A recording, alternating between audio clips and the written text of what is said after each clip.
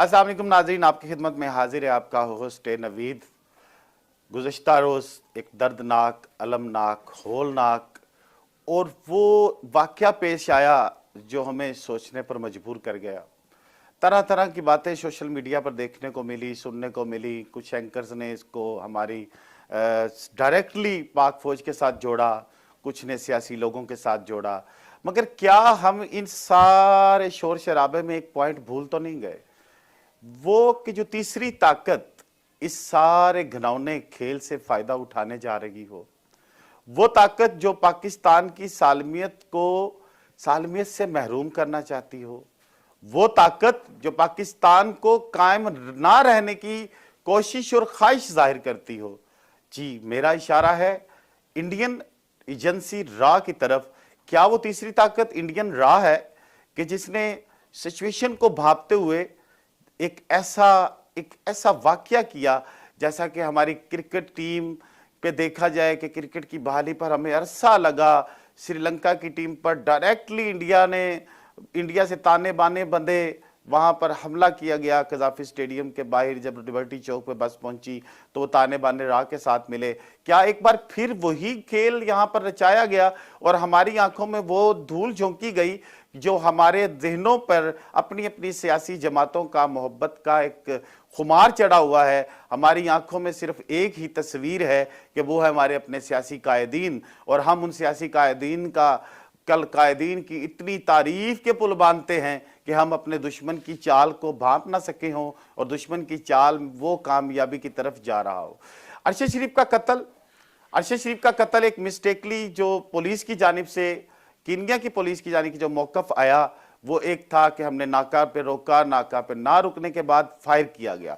मगर उस फायर के अंदर भी बहुत से सवालात छोड़ दिए गए, क्योंकि एक ड्राइवर और एक उनके साथ उनका दोस्त, उनका भाई मौजूद था, उनको खराश तक ना आई और 9 फायर किए गए और पीछे वाली गाड़ी, पीछे वाली शीशे से निकलता हुआ अरशद शरीफ की सीट से निकलकर सर में लगा और वही फायर आगे वाली स्क्रीन से बाहर आ गया।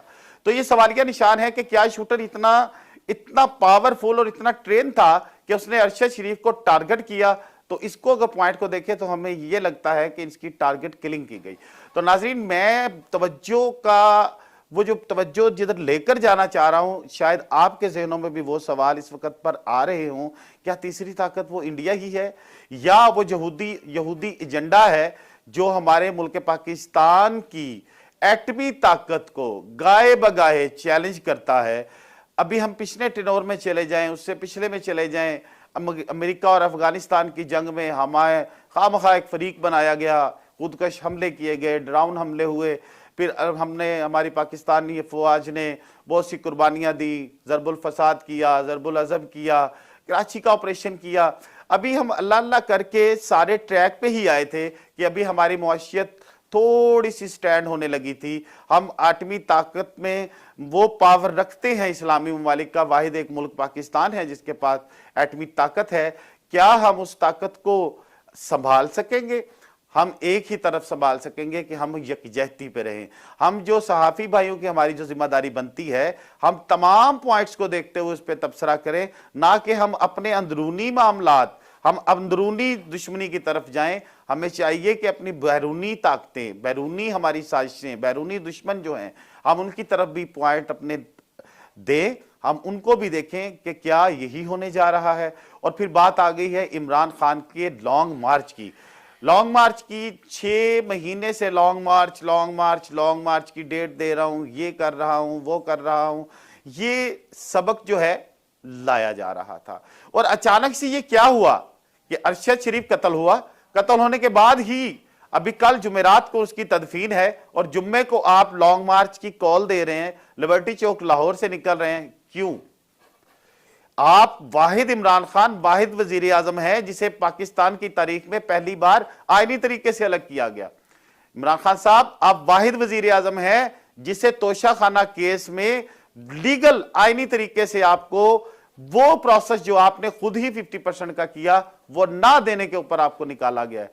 खान साहब, मेरी आपसे मुल्तमिस हो, मेरी आपसे इल्तमास है कि आप खुदारा इस चीज पर गौर कीजिए, क्या तीसरी ताकत क्या तीसरी ताकत? वही 22 मई वाला कराची में जो बेनजीर भुट्टो साहबा शहीद के आमद पर जलूस के ऊपर बम धमाके करवाए गए, क्या वो अनारकी दोबारा तो फैलाई नहीं जा रही? और उसके बाद क्या हुआ? लियाकत बाग में, रावलपिंडी में हमने बेनजीर भुट्टो शहीद को हमेशा के लिए इस दुनिया से रुखसत होते देखा। तो इमरान खान साहब, आप हो या दूसरे सियासी कायदीन हो, हम सबका एक ही है, पाकिस्तान है, मेरा पाकिस्तान है, आपका पाकिस्तान है। तो हमें अपने दुश्मनों पर नजर रखनी होगी। नाजरीन, हमें चाहिए कि हम एक दूसरे से साथ भाईचारा कायम करें। सियासी जमातें अपनी जगह पर, मुल्क पाकिस्तान के इदारे, मुल्क पाकिस्तान की अफवाज, हम उनके शुक्रगुजार हैं कि जो दिन रात अपनी जानों पर खेल कर सर्दी, गर्मी, धूप की तबश और ठंडी यख पहाड़ों पर सियाचिन के, जहां पर सिफर से भी 0.552 पर भी चला जाता है, उनका मनफी दर्जे हरारत पर बैठकर हमारे बॉर्डर्स पर सिक्योर करना, हमें सिक्योर करना, इन कुर्बानियों को हम कभी भी फरामोश नहीं करेंगे। हम पाकिस्तानी फौज के साथ हैं और रहेंगे। और फिर मैं इल्तमास करूंगा तमाम सियासी कायदीन से कि ये वक्त है एक होने का, यकजा होने का। यकजा होने के बाद एक ही जवाब दिया जाए अपने दुश्मन को कि सबसे पहले पाकिस्तान। नाजरीन, इंशाअल्लाह अपने मुल्क पाकिस्तान की सलामती के लिए मैं भी दुआ गो हूँ, आप भी दुआ कर रहिएगा। अगले प्रोग्राम में आपके साथ मुलाकात होगी। अब तक के लिए इजाज़त दीजिए। पाकिस्तान जिंदाबाद।